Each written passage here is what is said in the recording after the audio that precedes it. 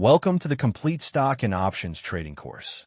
We start from the very basics, what a share even is, and build, step by step, all the way to advanced option strategies, the Greeks, and disciplined risk management. Across 14 modules and 70 lessons, you will learn how markets and charts work, how options are priced, the Greeks in plain English, the core and advanced strategies, and the psychology and risk control that tie it all together. Each topic builds on the last. We start with plain intuition a total beginner can follow, then add the precise mechanics, and finish with the advanced nuance, one concept at a time. Every idea is shown as an animation and backed by an illustrative example. We never hype, never promise riches, and never tell you what to trade. Options carry real risk, and we treat them that way. Let's begin with Module 1. Practice on paper first, keep a journal, and remember, this is educational only and not financial advice. Start simple. Picture a whole business cut, like a pizza, into millions of equal pieces. Each piece is one share, and the market is not a casino. It is where those pieces change hands.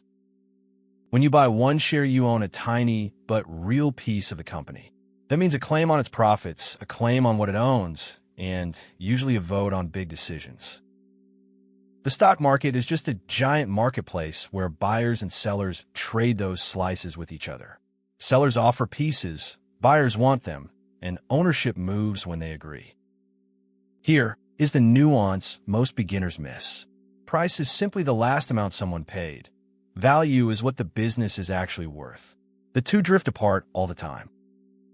A company can split itself into any number of shares, so price per share tells you almost nothing.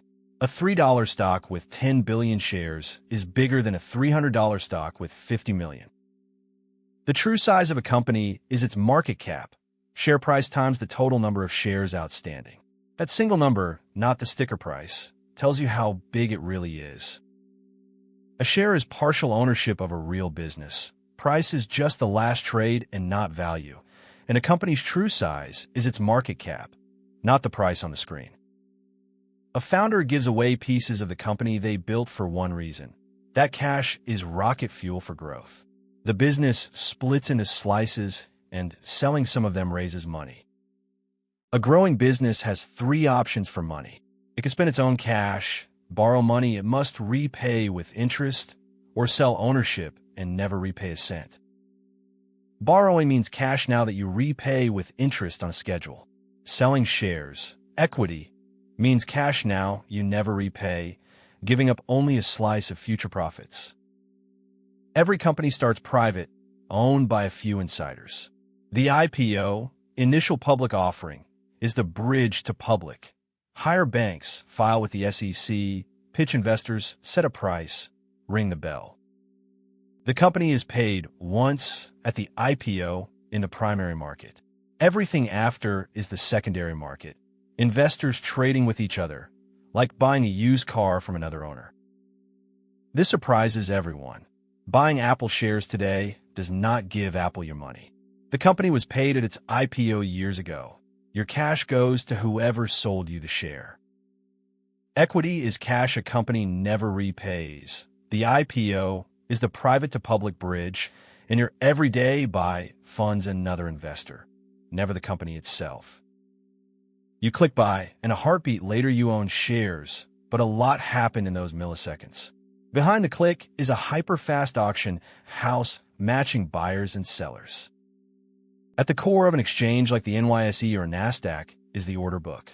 Bids are what buyers will pay, asks are what sellers will take, and the gap between them is the spread. A market order says, "Fill me now at the best price," fast but no price control. A limit order says, "Fill me only at my price or better," control, but it might not fill. You place the order, your broker routes it to a venue, it matches and executes in milliseconds. Clearing guarantees both sides deliver like escrow, and settlement transfers it officially. Your app shows the shares instantly, but the official transfer, settlement, happens one business day later. Buy on Monday, and it settles Tuesday. That is T+1. The order book sets price through bids and asks. Your order type is a trade-off between speed and price, and execution is the handshake while settlement is the closing. You don't trade against the market. You trade against specific people and machines. Knowing who is in the room explains why prices move the way they do. Institutions are the smart money. Funds investing other people's money at such scale they must buy in pieces. Those pieces leave footprints on the chart that you can learn to read. Market makers quote a buy and a sell price at all times to provide liquidity. They earn the small spread by buying at the bid and selling at the ask, millions of times over. Brokers are your gateway. They route your orders and hold your shares, but they advise nothing.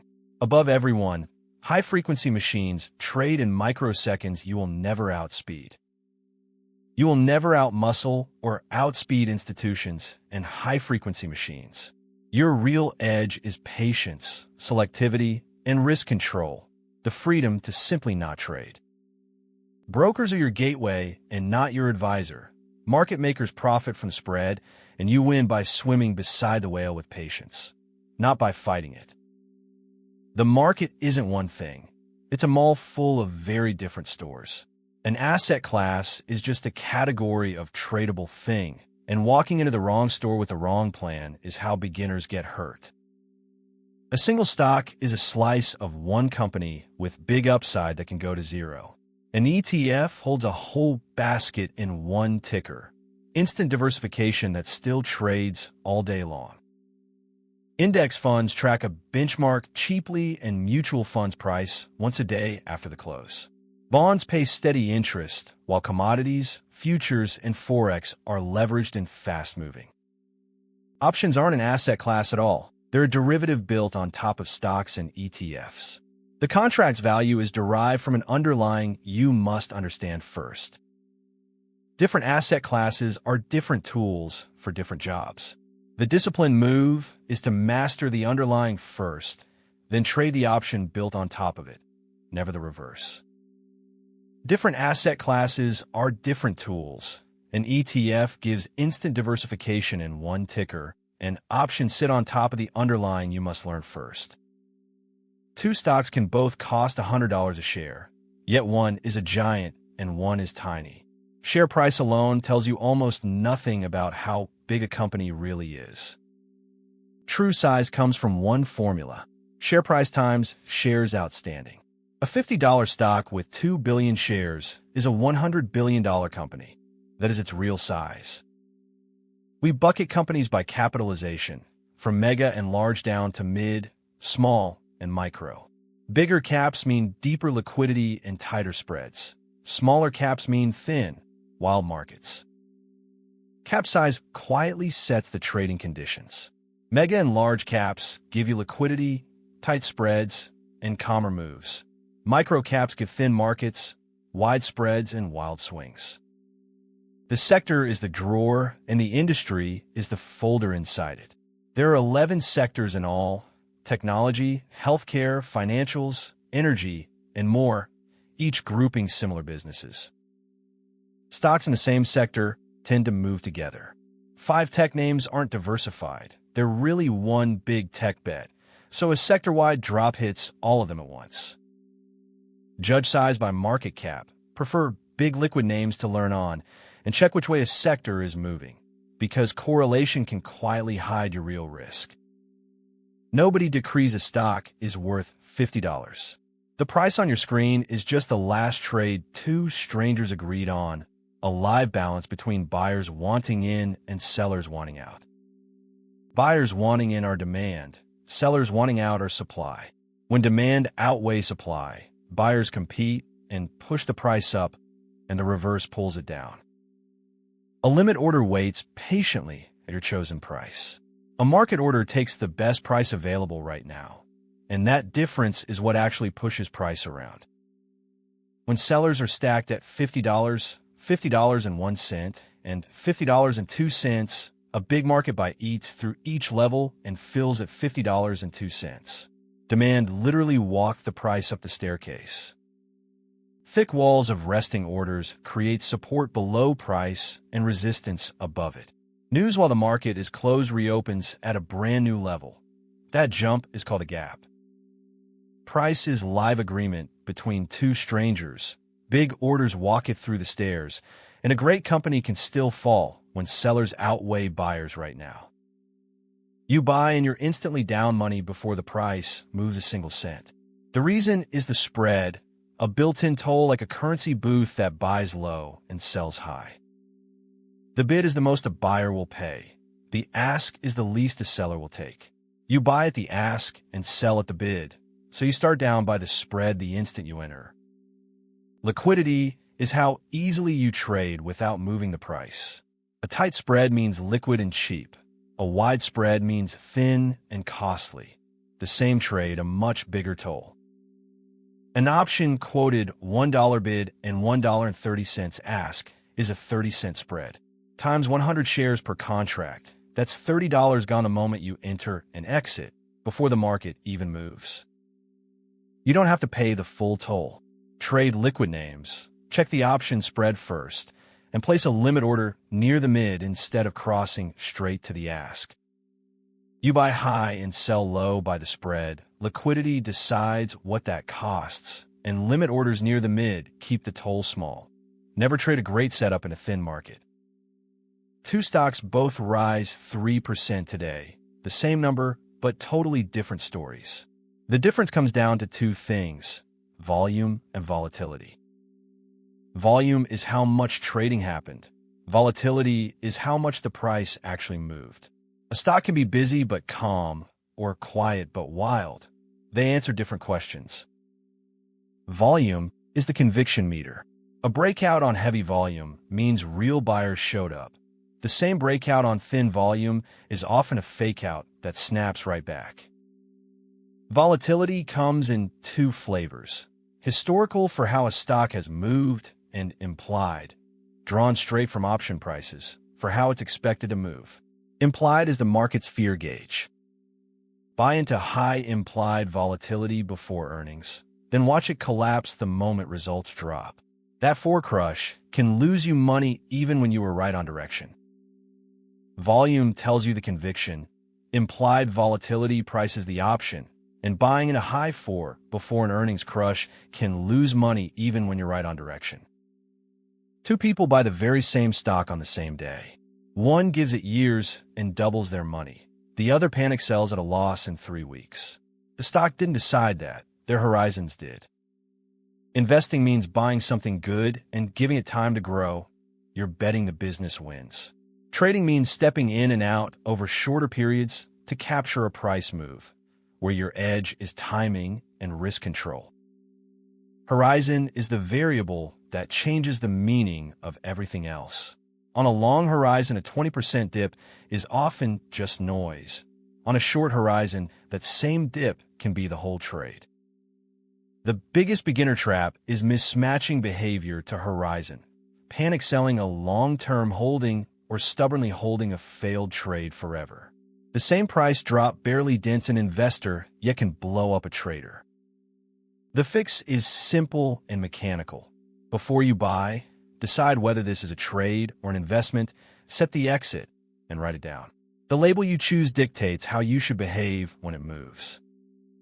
Options are a trading skill layered on a solid investing base, not a replacement for it, so we build the base first. Decide invest or trade before every entry, and write the plan down. There are 4 classic investing styles, and they are not rival faiths. They are lenses on the same market that most professionals actually blend together. Long-term buy and hold means owning a broad basket of good companies for years. Its simplest form is index investing, where a single purchase can own hundreds of companies at once. Growth buys fast companies at a high price for the future and usually pays no dividend. Value buys good companies temporarily on sale at a low price. Each carries its own way of being wrong. Dividend investing buys companies that pay you cash just for holding, where yield equals the annual dividend divided by the price.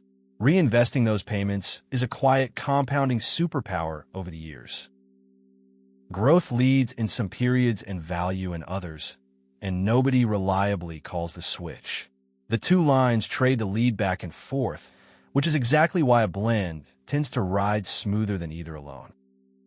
Since no style wins forever, match it not to the market, but to yourself. Build a broad base you can actually hold through a scary week, then add small style tilts on top. Compounding is earning returns on your past returns. In year 2, you grow last year's gains too, so the stack starts feeding itself without any new money added. $10,000 and an illustrative 8% a year is nearly flat early, then bends sharply upward late. After 40 years, it grows past $217,000, most of it in the back half. Divide 72 by your yearly return to estimate the years to double. At 8%, your money roughly doubles every 9 years. Handy mental math with no calculator. Compounding isn't only friendly. Fees and losses compound against you year after year. A 50% loss needs a 100% gain just to break even, which is why protecting the base matters. Dollar cost averaging means investing a fixed dollar amount on a fixed schedule, no matter the price. That automatically buys more shares when prices are low and fewer when they are high. Dollar cost averaging can pull your average cost below the average price and removes the timing stress. Automate contributions, reinvest dividends, and let the long timeline do the heavy lifting. You can be right about the market and still get wiped out by betting too much on one position. Spreading your money across many holdings means a single failure barely registers. Diversification means spreading money across many investments so no single one can sink you. If you own 500 companies, one going to zero is a rounding error, not a disaster. Diversification reduces risk through correlation, whether things move together or apart. Combining assets that don't all move together smooths your overall path. It's the closest thing to a free lunch in finance. Asset allocation is your high-level blend of stocks, bonds, and cash, and that mix drives results more than which exact stocks you choose. Set a target and let it anchor your decisions. When one slice soars, it grows past its target weight. Rebalancing trims it back, which quietly forces you to sell high and buy low, a discipline that runs against your worst instincts. The 50th similar fund just adds cost. That's diversification, not diversification. Diversify enough to survive any single failure, but not so much that you can't manage what you own. Beginners obsess over picking winners. Professionals obsess over not getting knocked out. You can survive being wrong many times, but you only have to get wiped out once. Rule 1 isn't never lose money. It's never take a loss you can't recover from. A 50% loss needs a 100% gain to come back, and big losses break the compounding that builds wealth. Losses are asymmetric. A 50% loss needs a 100% gain just to get back to even. Big drawdowns break the compounding engine that does the real work. Volatility is the normal temporary wiggle. Permanent loss is value that doesn't come back. Never let temporary volatility scare you into creating a permanent loss by panic selling. Build an emergency fund first. Never invest money you'll need soon, and use diversification and allocation as the real risk tools they are. The base is what lets you hold through a storm. Panic, fear of missing out, and doubling down do more damage than the market ever will. Size every position, so being wrong is survivable, and master this before the stakes rise with options. Every candle on your chart packs 4 numbers into one shape: open, high, low, close, and reveals who won the period. Learn to read those 4 points, and the chart starts talking. The thick body runs from open to close. That's the period's result. The thin wicks mark the high and low that price tested but could not hold, showing the fight behind the result. Green means the close finished above the open, so buyers won. Red means it finished below, so sellers won. Watch the flip. Open is the bottom of a green body, but the top of a red one. Learn 5 shapes, and most charts read themselves. A Mariposa shows pure conviction, a doji a draw, a hammer a long lower wick, a shooting star a long upper wick, a spinning top indecision. When a green candle completely swallows the prior red one, that's a bullish engulfing, and the red version is bearish. Patterns mark turning points, but only context decides if they hold. A pattern alone means nothing. Always ask where it sits, what the trend is, and whether volume confirmed it. Candles give you odds, not certainty. A time frame is simply how much time one candle represents. 5 minutes, 1 day, 1 week. The very same stock can look bullish on the 5-minute and bearish on the daily. Small time frames give early, precise entries, but lots of noise. Big time frames give cleaner signals, but you commit later. When they disagree, the bigger one always wins the argument. When time frames disagree, the bigger one sets the context and direction, while the smaller one only sets the timing. Zoom out first to see the real trend before you trust any close-up wiggle. Find your bias on the higher time frame, a setup that agrees on your trading time frame, then a clean trigger one level lower. The big chart leads the direction. The small chart only times the entry. Keep your time frames about 4 to 6 times apart and stop at 3. Pile on more charts, and you'll just cherry-pick the one that shows what you already wanted to see. Lock your bias on the higher time frame first, then hunt entries that fit it on the lower one. 3 charts, spaced out, with the big one always leading. The trend is your friend, but a trend is not a feeling. It is a precise structure of swing highs and swing lows. Read the structure, and you stop guessing direction. An uptrend is a staircase of higher highs and higher lows. It isn't over on a dip. Only when price make a lower low and a lower high does the structure flip. An uptrend is higher highs and higher lows. A downtrend is lower highs and lower lows. A range is flat swings going nowhere. The structure alone tells you which state you're in. In an uptrend, connect the higher lows for a rising floor. In a downtrend, connect the lower highs for a falling ceiling. 2 points draw the line, a third touch confirms it. A 30 to 45 degree angle is sustainable, while a near vertical line is fragile. Parabolic moves snap back hard. The steeper the climb, the more violent the eventual reversion. When price closes through the line, especially with a structure flip, the trend may be turning. But the rule that saves accounts is simple. Never fight the dominant trend. Price stalls and bounces at the same spots again and again. Support is a floor where buyers show up. Resistance is a ceiling where sellers show up, and price traveled between them. Levels form from memory as traders recall a bounce, from trapped traders selling to break even, and from big resting orders clustered at obvious round prices. Judge a level by where candles close, not by every wick that pokes through. Stronger levels have more touches, more time, more volume on the reaction, and a higher time frame origin. When support breaks, it becomes resistance, and broken resistance becomes support. That's why price so often retests a broken level from the other side before continuing on its way. Each clean touch and rejection adds conviction to a level. A price tested 4 or 5 times carries far more weight than one tapped once.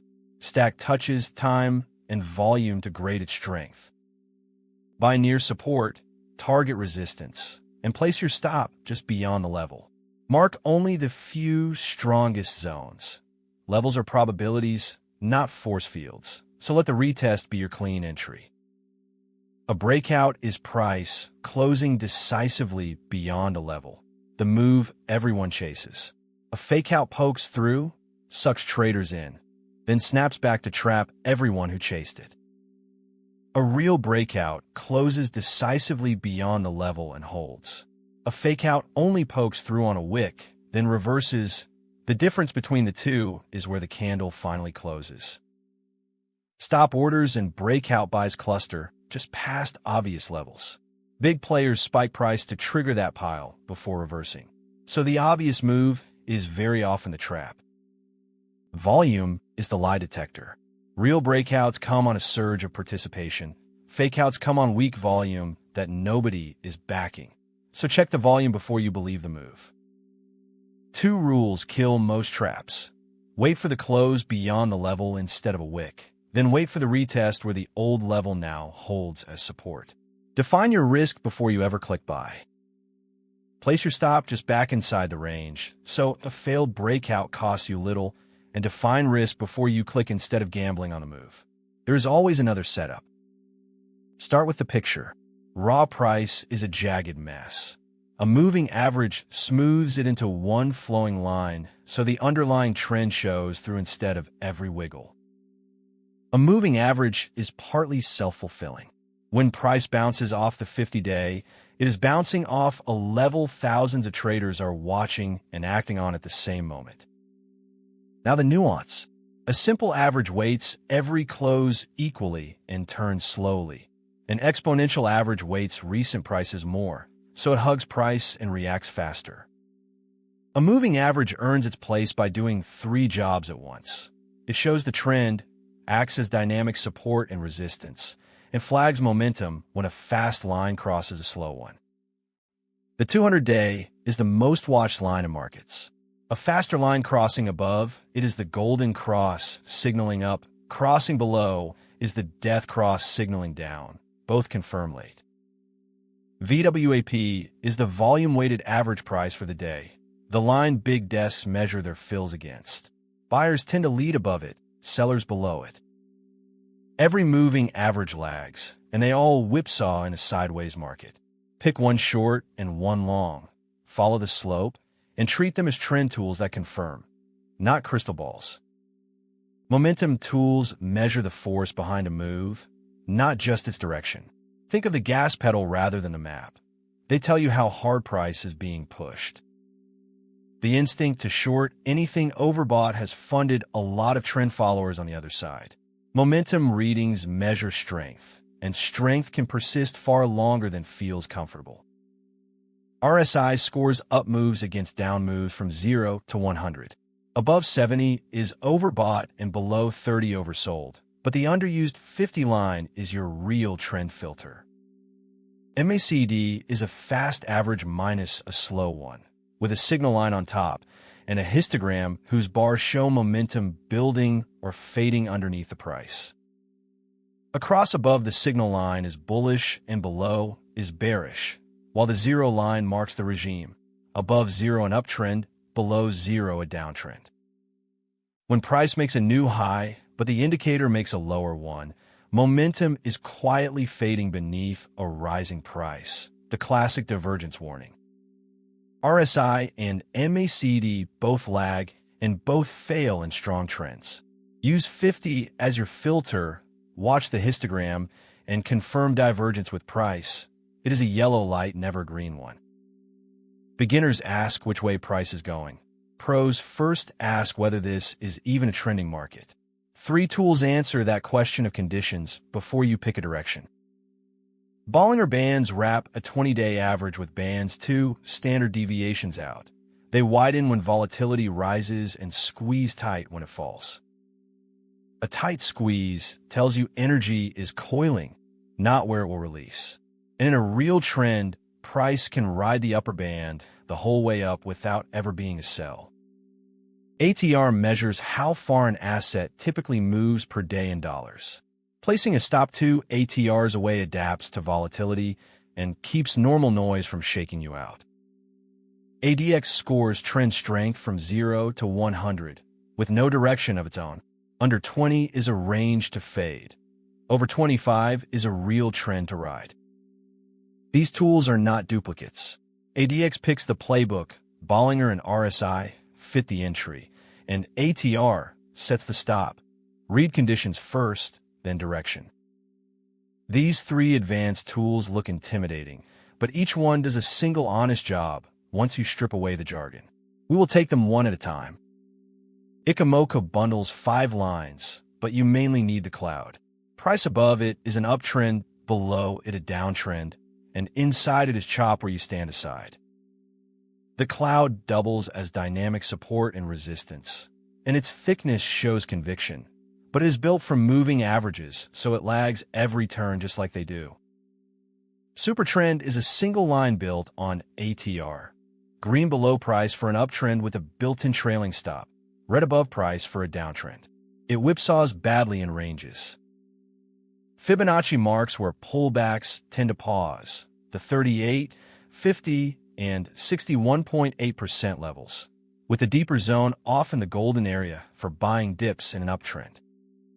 Fibonacci works partly because everyone watches the same lines, so treat them as zones. Advanced does not mean predictive. The level that lines up with old support is the one that matters. You have probably seen price spike exactly to your stop, then reverse and run without you. Smart money concepts try to explain that recognizable pattern. Big players must fill huge orders, and to do that they need liquidity, and that liquidity is made of your orders and stops. This reframes the whole chart. Demand and supply are areas, not lines, places where price left explosively. Fresh, untested zones are the strongest the first time price returns to them. Two pieces drive the story. A liquidity sweep spikes past an obvious high or low to grab clustered stops, and a fair value gap is a fast move that skips prices and often gets filled. A break of structure makes another higher high and continues the trend. A change of character is the first break the other way, the earliest hint of a possible reversal. Smart money concepts explain moves beautifully in hindsight, but going forward, they still need price to confirm. They sharpen where you look, never where you blindly act. Two traders look at the same chart. One has 11 indicators and freezes, the other has 3 and acts. The difference is not more tools, it is the right, balanced view. Confluence means independent signals agreeing, and the key word is independent. Tools that measure different things, all pointing the same way, are real confirmation. RSI, MACD, and stochastics are all momentum tools built from price, so stacking 5 of them just counts one signal 5 times. False confidence, not confirmation. The fix is combining categories instead of duplicates, because trend, momentum, volatility, and structure each answer a different question about the same chart. Run every trade through 4 questions in order. What market is this? Are we at a real level? Did price confirm? And where does the stop sit? Confluence raises your odds, but never guarantees them. The master skill is choosing the fewest, most different signals, then letting price confirm and risk protect you. Picture a house listed at $300,000. You pay $5,000 today for the right to buy it at that price within 3 months. If it jumps, you buy and win. If it drops, you walk away and lose only the $5,000. This is the idea that matters most. For the buyer, an option is a right, not an obligation. You can always choose to walk away if exercising would not pay. There are just 2 flavors that everything later builds on.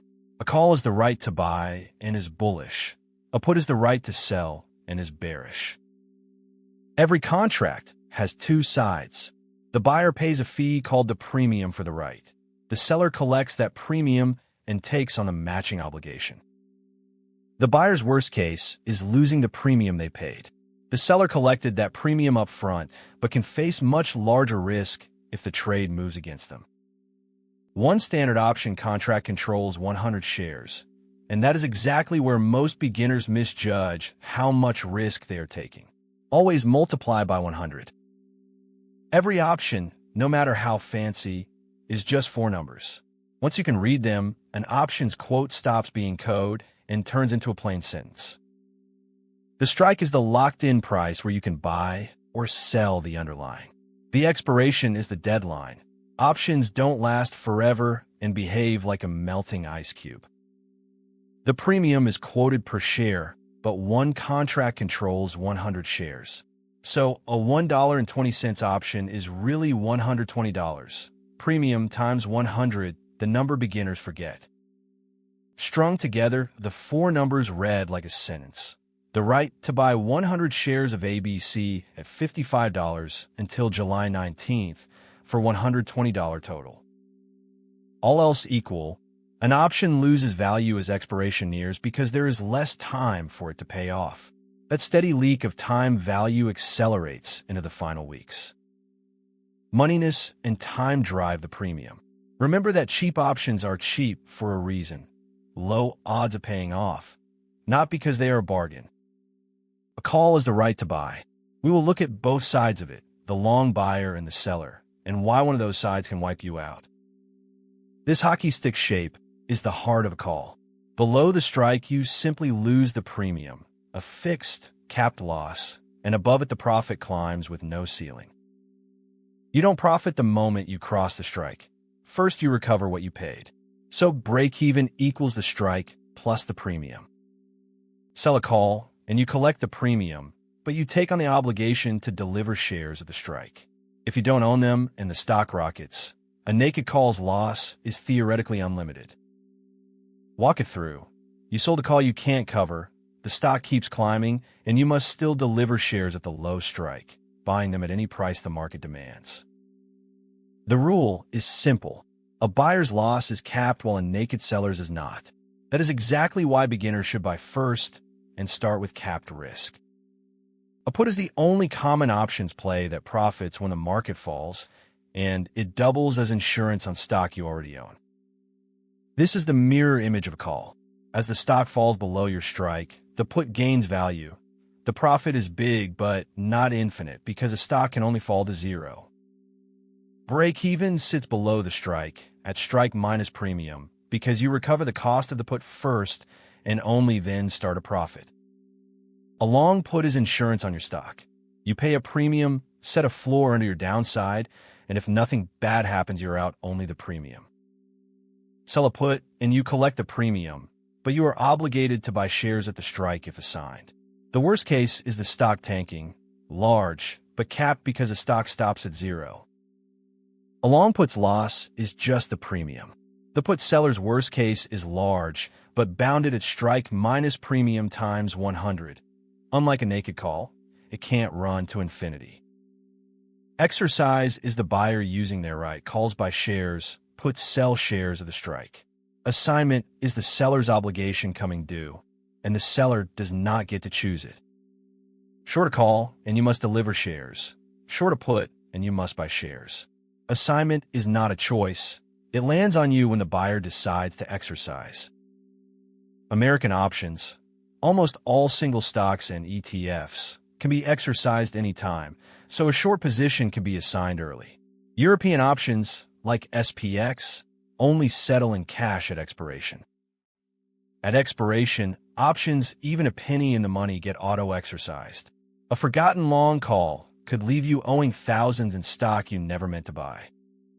Assignment delivers 100 shares per contract, which can dwarf the premium you paid. Keeping a buffer of buying power means a surprise assignment never blows up the account.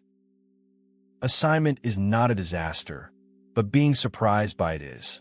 Close the option before expiration. Watch ex-dividend dates if you're short calls, know the style, and keep buying power. Start simple. Picture pouring an options price into two jars. One holds value that is real and already yours.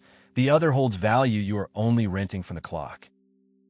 Intrinsic value is what the option is already worth if exercised today. Extrinsic value is everything else, the premium you pay for time and possible movement. For a $100 call with the stock at $105, intrinsic is the $5 it is already worth. The other $2 of the premium is pure extrinsic, what you pay for time and movement. Moneyness decides the mix. An in-the-money option carries real intrinsic value. An at-the-money option is almost all extrinsic, and out-of-the-money option has zero intrinsic. An out-of-the-money option has zero intrinsic value, so every dollar of its price is extrinsic, hope priced in dollars that melts to nothing at expiry.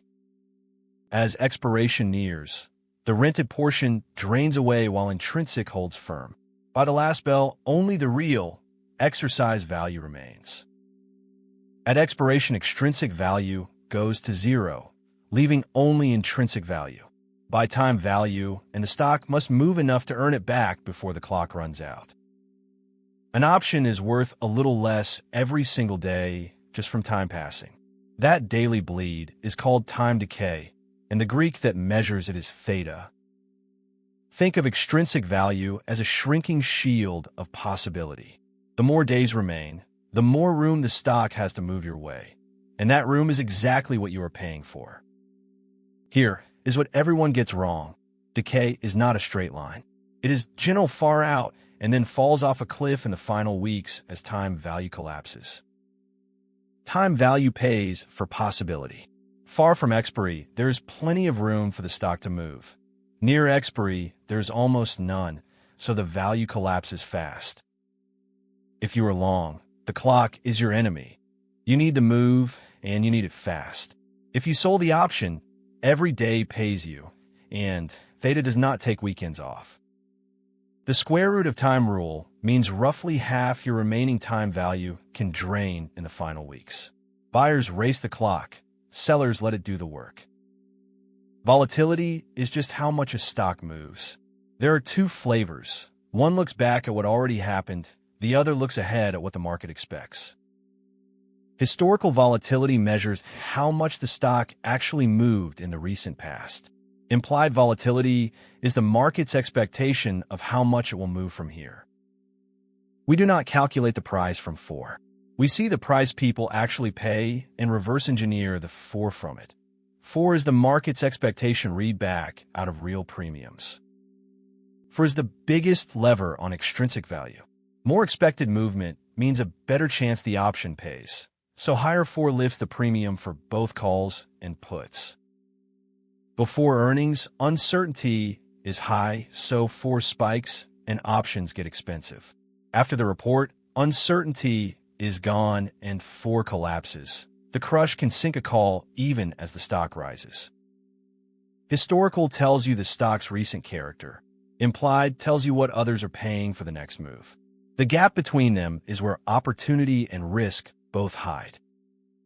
Whether an 4 reading is high or low is a trick question. A raw number means nothing alone. You have to compare it to the stock's own history over the past year. Plot a year of implied volatility, and today's reading sits somewhere between the lowest and highest the stock has seen. That position in the range is what the metrics measure. 4 rank shows where today sits between the yearly low and high, 0 to 100. For percentile shows what fraction of days this year had lower 4 than today. Rank can be thrown off by a single freak spike that resets the yearly high. Percentile uses the whole year of days, so it is steadier and more honest. When 4 rank is high, premiums are rich and traders lean towards selling them. When it is low, premiums are cheap and they lean toward buying. Volatility tends to mean revert. High 4 is expensive and tilts towards selling premium. Low 4 is cheap and tilts toward buying, because volatility tends to mean revert. Still, high 4 is often high for a reason. Saying I bought a call is not a real answer. Delta is the number that tells you what you actually own, how much your option moves for every $1 move in the stock. The best way to feel delta is to multiply it by 100. A 0.50 delta call moves like 50 shares of stock, so a $1 move means about $50 per contract. Calls have positive delta, and puts have negative delta. Selling instead of buying flips the sign, so a short call carries negative delta. Delta moves too. It rushes toward 1 deep in the money, fades to 0 far out of the money, and gets decisive near expiration. It is also a rough chance of finishing IDM. Traders read delta as an approximate probability the option ends in the money. A 0.30 delta call is loosely a 30% chance. A 0.70 delta is far more likely to pay. Delta is your speed, your share equivalent, and a rough probability all at once. Knowing it is the difference between owning a position and just guessing at one. If delta is your speed, gamma is your acceleration. Gamma is how much your delta itself changes for every $1 move in the stock. A gamma of 0.05 means each $1 move changes your delta by 0.05. Small at first, it compounds. Your exposure is never standing still. Start with a delta of 0.50 and a gamma of 0.05. A $1 rise lifts delta to 0.55, and another rise lifts it to 0.60. Delta builds on itself as the stock moves. Buyers have positive gamma. As the trade works, they get more bullish automatically, and as it fails, less so. Sellers have negative gamma, so a fast big move runs against them hardest. Gamma is highest at the money, right on the fence between in and out. It also spikes near expiration. The whole thrilling and brutal story of zero-day options. Positive gamma rewards big moves and costs you theta. Negative gamma collects theta but punishes sudden swings. The two are forever joined at the hip. On a long option and you wake up a little poorer every day, even if the stock never moves. Theta is the dollar value the option loses per day purely from time passing. A theta of minus 0.05 means about $5 a day per contract is leaking out of the premium, the rent you pay for holding time value. Buyers pay this rent with negative theta. Sellers collect it with positive theta. That steady leak is the seller's tailwind every single day. Decay is not steady. It is a ski slope, gentle far out, and nearly vertical in the final week. Theta is heaviest at the money, where the meltable premium lives. The same place theta bites hardest is where gamma pays most, at the money near expiry. You never get free acceleration. You rent it by paying theta every day. Theta is relentless, weekend-proof, and steepest right before expiry. Buyers must beat it with movement. Sellers simply let the calendar do the work. You could be right on direction and still lose money. The reason is Vega. Vega is how much your options price moves for every 1 point change in implied volatility. A Vega of 0.12 means each 1 point change in implied volatility moves the contract by about $12. 10 points either way is over $100 of swing. Implied volatility is the market's price for expected drama, so more expected movement makes options pricier. A Vega of 0.12 means each 4 point is worth about $12 a contract. Buy a call or a put and you're long Vega, quietly wanting volatility to rise. Sell either one and you are short Vega, wanting it to fall. Implied volatility pumps up before earnings and crushes the second the report lands. That short Vega-style collapse can turn a correct directional call into a loss. Vega means you're trading expected movement, not just direction. Long-dated, at-the-money options carry the most, so check for before you ever click buy. Rho is the fifth Greek almost nobody mentions. It measures how much an option's price moves for every 1 point change in interest rates. A call lets you keep your cash instead of buying shares, so higher rates make that kept cash worth more, helping calls and hurting puts.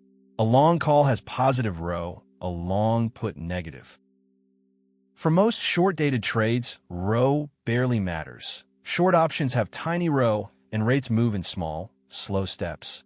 On a weekly call, Rho is lost in the bid-ask spread. On a 2-year leaps or during a rate shock cycle, Rho gets real and moves your price by actual dollars. Short-dated traders can mostly forget it. The longer the option lives, the more those carry costs accumulate, so Rho rises with time to expiry. That is why it only earns attention on the longest-dated contracts. Rho is the gentle Greek, directional like delta, but slow and usually faint.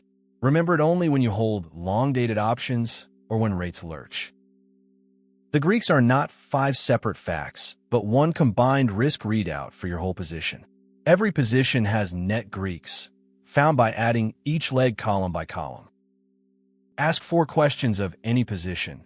Direction is delta, stability is gamma, time is theta, and volatility is Vega.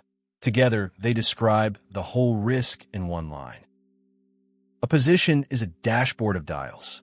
Glance across delta, gamma, theta, Vega, and Rho, and you instantly know how it behaves before the next move ever happens. A covered call's net Greeks add up to mildly bullish, negative gamma, positive theta, and short Vega. One sum line that tells you everything about the position's risk. You're either paying rent for acceleration or collecting rent and carrying crash risk. Never both. Both traders saw the stock rise, but one bought in 4 spike and negative Vega beat positive delta. Some of the legs and red 4 numbers: direction, stability, time, and volatility.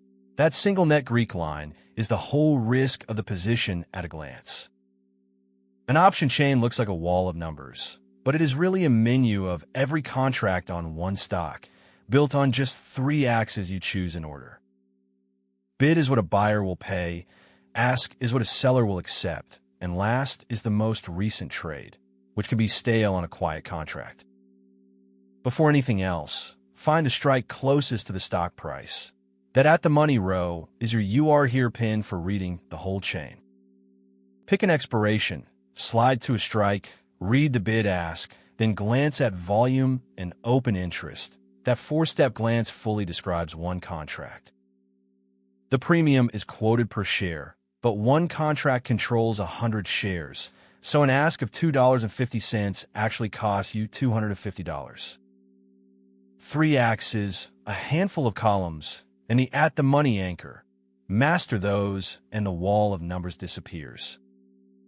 2 columns most beginners ignore answer 2 different questions. How busy is this contract today? And how big is the standing crowd already holding it? Volume counts contracts traded today and resets to 0 each morning. Open interest is the running total of contracts still open, updated about once a day. You want both numbers high together. That is the liquid contract where you can get in and out without the price moving against you. Plot open interest across strikes, and it piles up at round numbers near the price. Those crowded strikes are usually the easiest and cheapest to trade.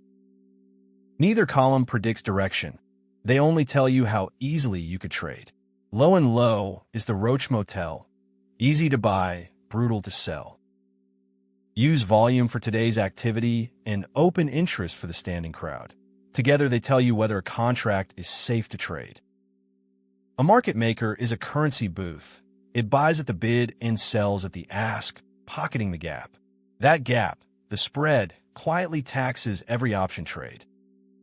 Buy at the ask and instantly sell at the bid, and you have already lost the gap between them before the stock moves a single cent.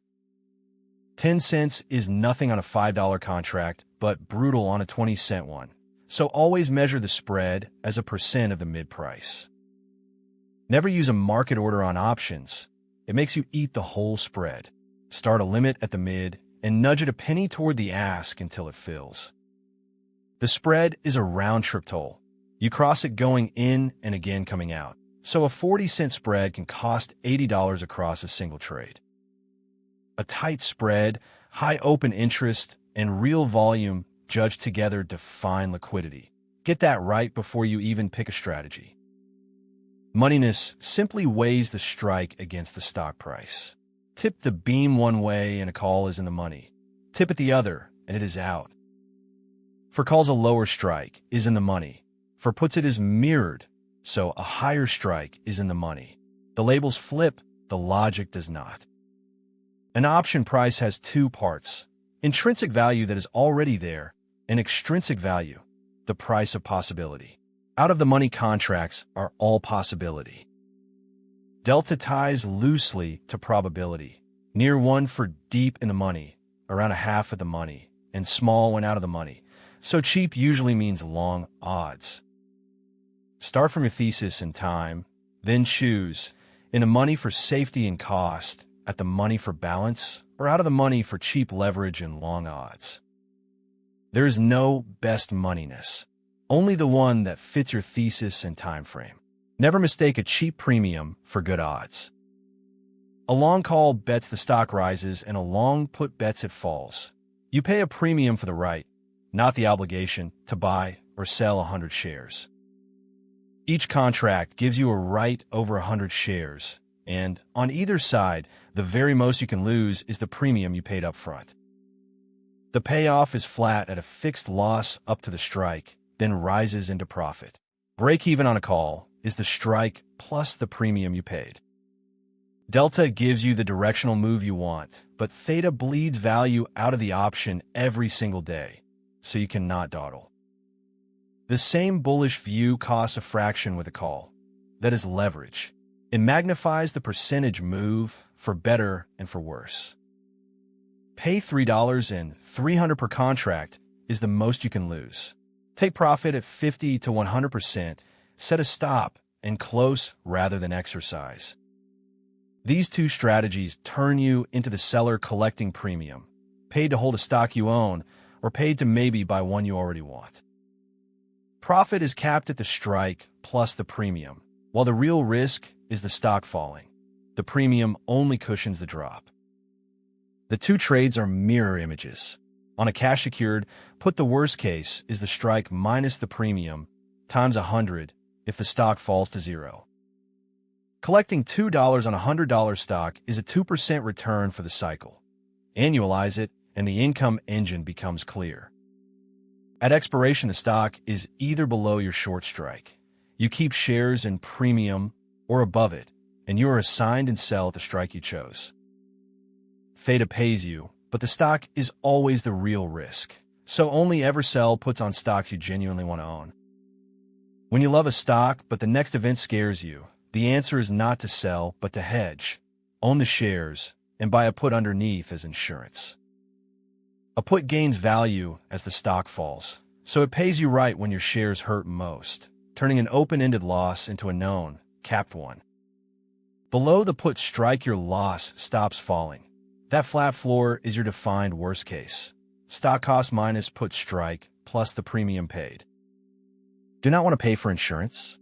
The caller sells a call above to finance the put below, often ending up completely free but capping your upside. A bear put costs cash but keeps all the upside. The collar can cost nothing but caps your gains. You are choosing which price to pay for protection. A hedge means you decide your floor before the storm hits. Lock the gain, sleep at night, and stay in the game. If you learn one professional structure, learn the vertical. Two options of the same type and expiry at different strikes. You buy one and sell the other. Buy one option and sell another further out at the same expiry. The sold leg pays for part of the bought one and caps both your gain and your loss.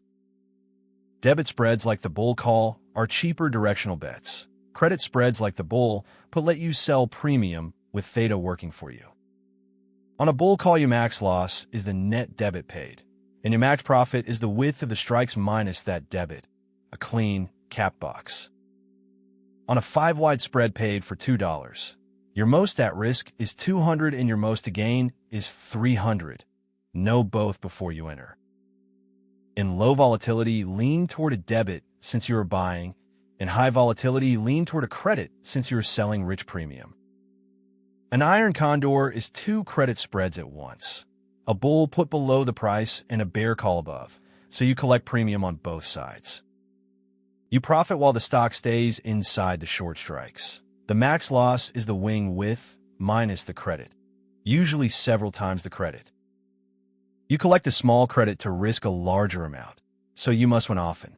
That is why managing early and sizing small both matter so much. The iron butterfly puts both short options at the same strike, a bigger credit, but a narrower win zone and a sharper tent. Open these when implied volatility is high and you expect the stock to drift, then take profits early rather than holding into the danger near expiration. Sell these in high volatility and let time and falling volatility pay you. Take profit near 50% and roll or close a tested side. Every spread so far used one expiration. The calendar breaks that rule. Sell the fast decaying near-term option and buy the slower longer-term one. Theta accelerates as expiration nears, so the option you sold loses value faster than the one you bought. That gap in decay is the profit engine.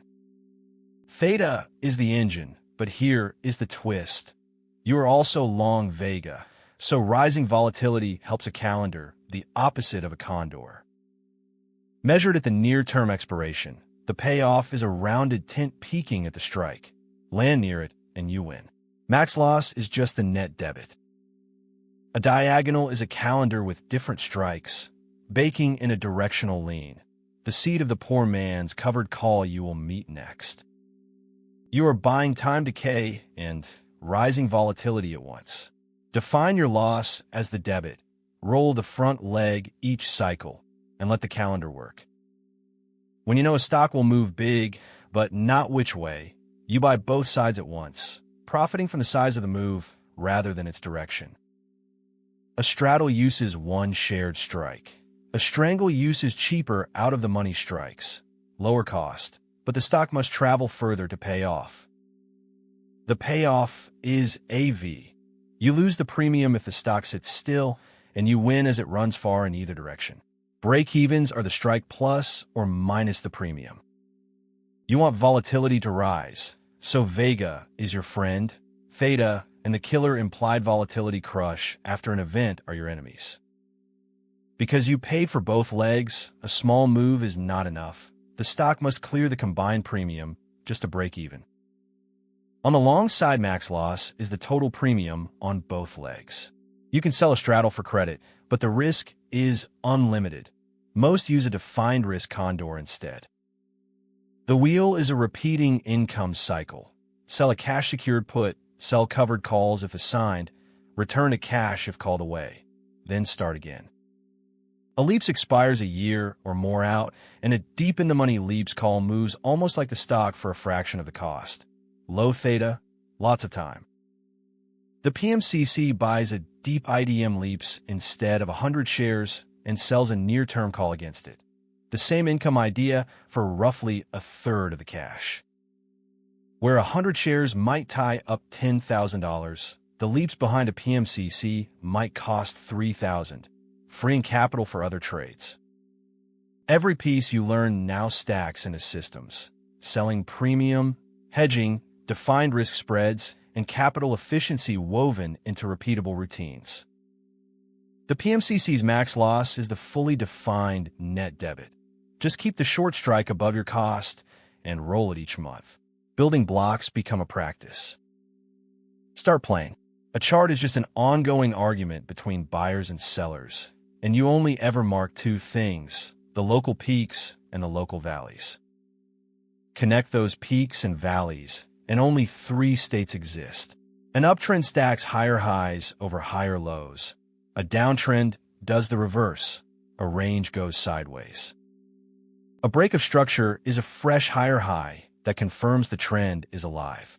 A change of character is the first broken higher low, a warning the trend may be ending, not proof that it has. Structure hands you a free stop. The last higher low is your line in the sand. Hold above it, and the thesis lives. Break below it, and you are simply objectively wrong. Advanced nuance. Read structure on more than one clock. Let the higher time frame set your directional bias, and the lower time frame time the entry inside it. Three states only up, down range. Structure tells you where you are and what is at stake, never what happens next. That is exactly why it replaces guessing with a rule. It feels personal when price hits your stop to the penny and reverses, but it isn't. A large order needs a counterparty, so to fill size it needs a crowd to trade against. And that crowd is liquidity. Stops pile up in the same obvious places, just below support, just above resistance on round numbers beyond double tops. The bigger the cluster, the bigger the pool waiting to be swept. Price trades through a swing low, firing every long stop as a burst of market sells. A big buyer needs those sellers, so the dip fills them and price snaps back. No one is staring at your account. The hunt is emergent. Large players simply route size to where the liquidity sits, and the obvious stop happens to be it. The tell is the close. A long wick that pierces a level and closes back inside is a grab of liquidity. A candle body closing through it is a genuine break. Never trade without a stop. Just place it smarter at true invalidation rather than the obvious spot. The best play is to let price sweep, reclaim the level, then enter with the flow. Order block is the most overhyped phrase in trading. Plainly, it is the last opposite candle right before a violent, structure-breaking move, where a big player loaded up before shoving price away. The highest quality version follows a sequence you can actually check: a liquidity sweep, then the order block, then a fair value gap of skip prices, then a break of structure. A valid block isn't a random candle. Demand the last opposite candle, a decisive move away, and a confirmed break of structure. Without all three, it is just a story. Price may revisit the zone because of unfilled orders and because many traders watch it. Since you can't actually see institutional orders, you trade the observable reaction, never the legend. Advanced warning. In hindsight, you can always find an order block. That overfitting is worthless at the right edge of the chart, where you actually have to decide, so weigh the risk before the story. Require confluence. Write the rule first, fix the zone, set an invalidation, and log it. A block alone is noise. Treat every read as probability, never certainty. Every lens in this module describes one thing: an auction hunting for a fair price.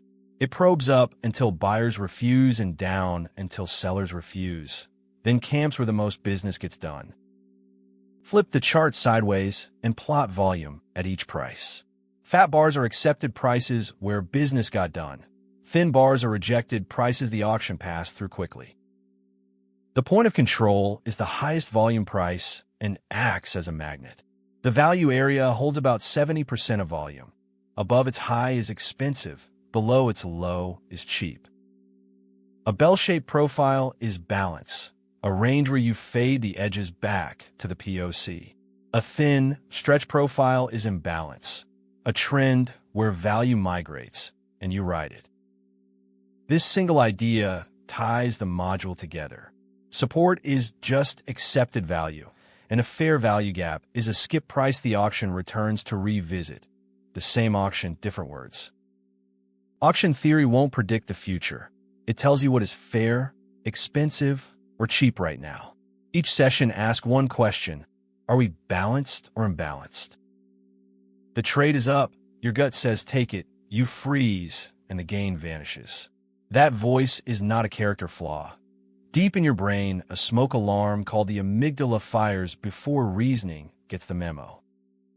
The amygdala is faster than your thinking brain every single time. You cannot out-discipline a smoke alarm in the moment because the part that would argue arrives too late. Fear cuts winners early or refuses a loss.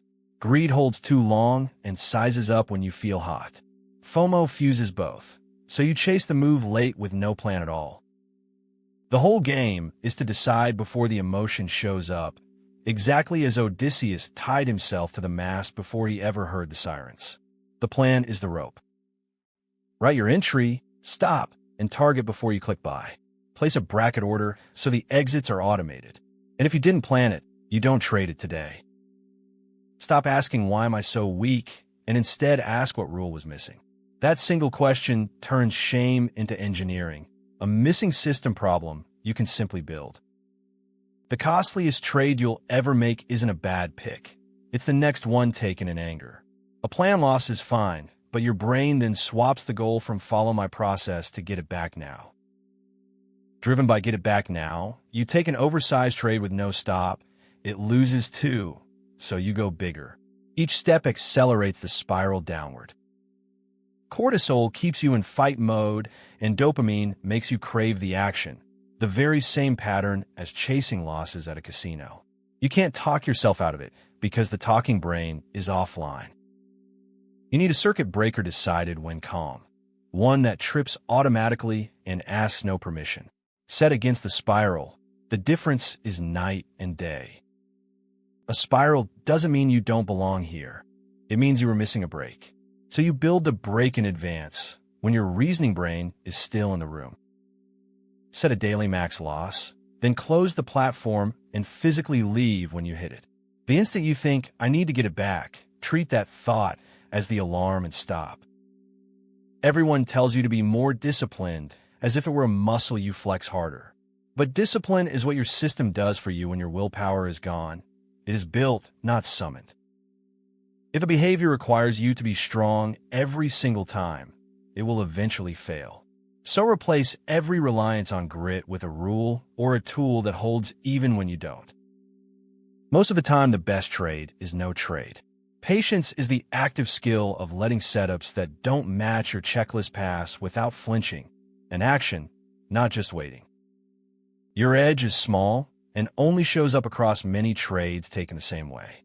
Consistency is the only thing that turns a real edge from theory into money. Just this once is how the edge dies. The edge is the rule applied every time. So an exception isn't a small bend. It removes the system entirely. Replace every reliance on grit with a rule or a tool. Wait for your pitch and apply the edge consistently. One exception is all it takes to delete the system. Talent gets you a few good trades. A routine gets you a career. A pilot facing engine failure doesn't summon raw courage. They reach for a pre-written checklist, and that is courage externalized. The routine is the same every day. Prepare before the bell. Let systems run while live. Journal the process after the close. Then review and add a rule each week. Before the open, set your daily loss limit. Pre-write your setups with entry. Stop and target. Scan the news. And do a 60-second state check on whether your head is clear. Once live, take only checklist setups. Place a bracket order every time, size by the rule, not the mood, and trip the breaker the instant you hear get it back. After the close, journal the process and not just the profit. Your brain lies, but paper can't. Each week find your most common missing rule and add it. That loop compounds quietly. Stress test the routine by designing for your worst day. Default to safe, externalize enforcement, and pre-write a worst day script your offline brain can simply read. Feel everything. Let the system trade. Before any chart or strategy, picture a shield protecting your account. Sizing is that shield. It decides how much one bad trade can ever take from you. Two traders take the exact same setup. One survives the year and one blows up. The difference is never the chart. It is how much each one risked on the trade. Stop asking how many contracts to buy and start asking how much you lose if you are wrong. Professionals cap that loss at a small fixed percent. We use 1. Position size is simply the dollars you are willing to risk divided by your risk per share. With $250 of risk and a $2 stop, that buys exactly 125 shares. Beginners pick a share count, then hope. Pros set the stop where the idea is wrong. Then let that distance decide the size. So, a wider stop simply means fewer units. One contract controls 100 shares, and a long option's maximum loss is the premium you pay. Your risk is defined the moment you buy it. Decide the dollar risk first. Let the stop set the size, and the premium of a long option becomes your built-in cap on every trade. Lose 50%, and you do not need 50 back. You need a full 100. Drawdowns are brutally asymmetric, and the deeper the hole, the steeper the climb out. Risking 1% per trade means even a 10-loss streak is only about a 10% drawdown, a dip you can climb out of, not a grave you fall into. Portfolio heat is your total open risk. 5 trades at 1% is 5% live. And 5 long calls on 5 tech names is not 5 bets. It is 1 big tech bet. Diversification is about behavior, not ticker count. Names that rise and fall together are a single position wearing different costumes. They move as one when it matters. Layer 4 caps together per trade, total heat, correlation, and a drawdown break. And together, they keep one bad week from ending your account. Small per trade risk keeps drawdown shallow. A heat cap keeps total exposure sane. And respecting correlation stops one shock from sinking everything at once. You can win 40% of trades and get rich, or win 70% and go broke. The size of wins versus losses is what actually decides the outcome. Picture a balance beam. One of risk on the left, your target on the right. A 2-to-1 trade means the reward side weighs twice what you put at risk before you ever enter. R is what you risk. Hitting your stop is a -1R trade. Making double is a +2R trade. Define both sides first, then, and only then, take the entry. Expectancy is your average result per trade. A 40% winner with 2R wins makes +0.2R each trade. A 70% winner with tiny wins and huge losses makes -0.25R. Your raw edge is never what you keep.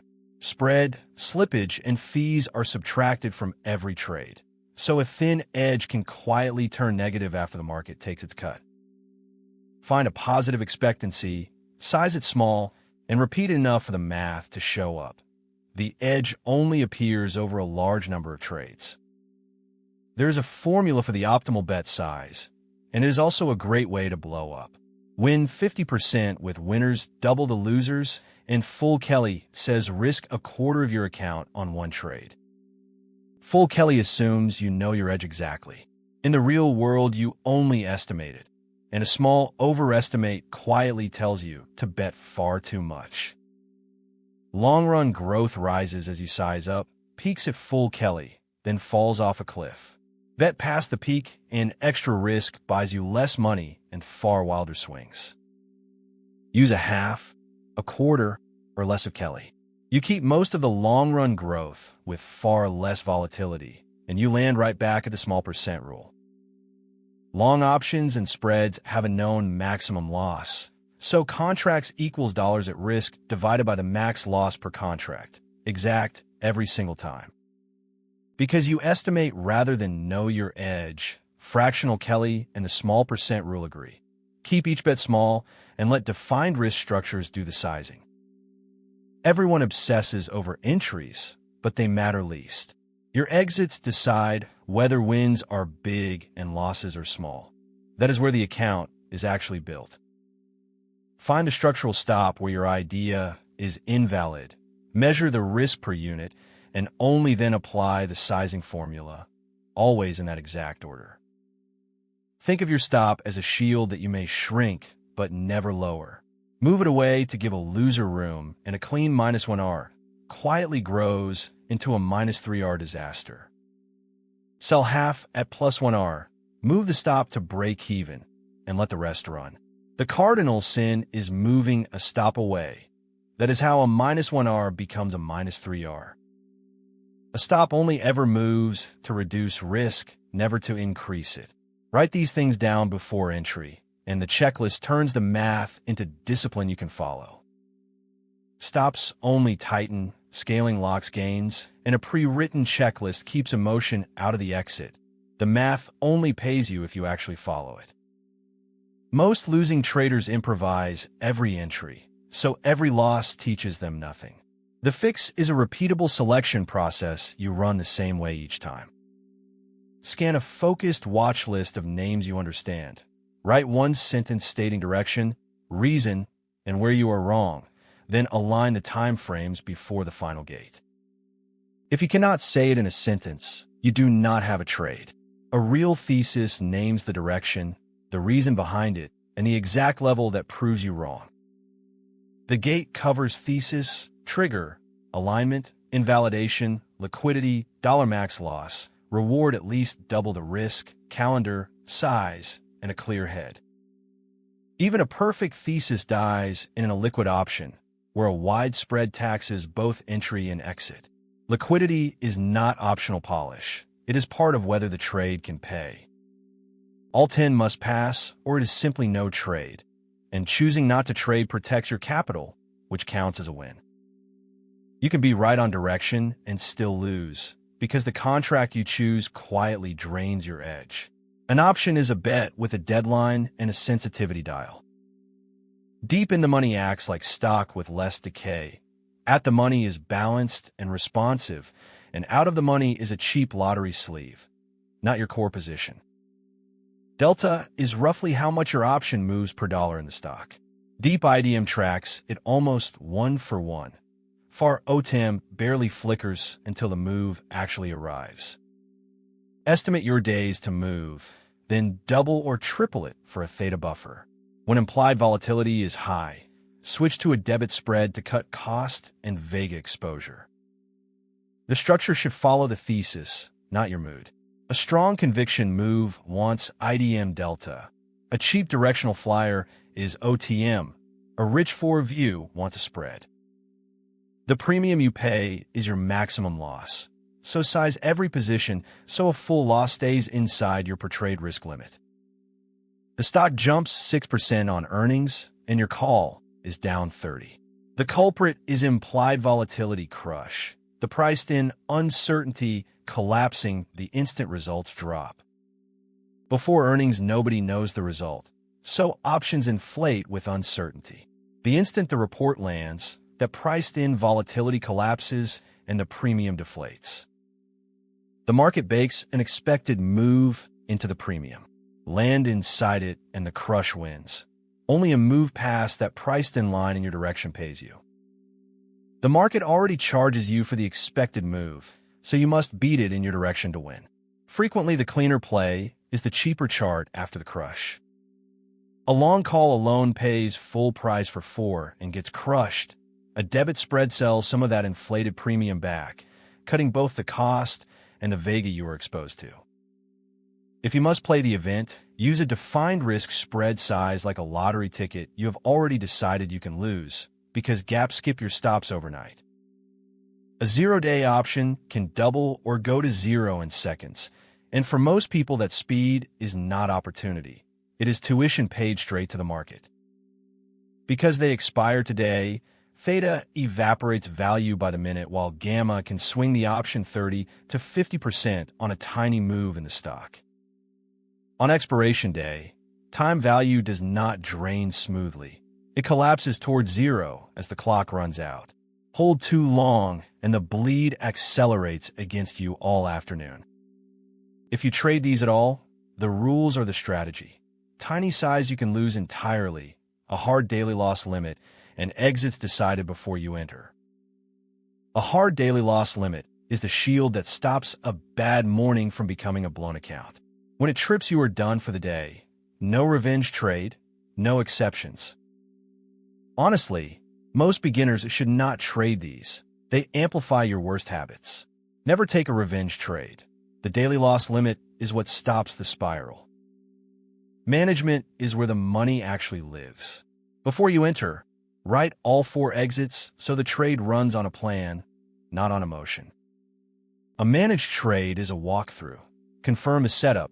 Enter with 4 exits written, managed by banking part and trailing the rest, then exit when the plan says so. Only roll a position if you would open this exact trade brand new today. If not, you're simply hiding from a loss. Close it and grade the process instead. End every trade with a same-day review asking whether you followed your plan, because a rule-followed loss beats a lucky rule-broken win. Look back at the arc. You learn to read the market, to choose the right contract, to manage open trades, and above all, to protect your capital from yourself. If you keep one thing from this whole course, keep this shield. Strategies will come and go, but disciplined risk is what lets you stay in the game long enough to learn. You have learned to read the market, choose the contract, and above all, manage risk in yourself. Keep it on paper, keep journaling, and let the process compound. Well done. And that brings the course to a close. You started not knowing a call from a put, and you can now read an option chain, reason with the Greeks, choose a strategy, and control your risk. You can read charts in an option chain, understand how options are priced, use delta, gamma, theta, and Vega, build core and advanced strategies, and size every position to a fixed maximum loss. Knowledge becomes skill through reps. Paper trade every strategy before risking a cent. Keep a journal of each trade and your emotions, and protect your capital with a fixed risk per trade. Thank you for watching. Stay patient, protect your capital, and remember this is educational only and not financial advice. More at cormatrades.com.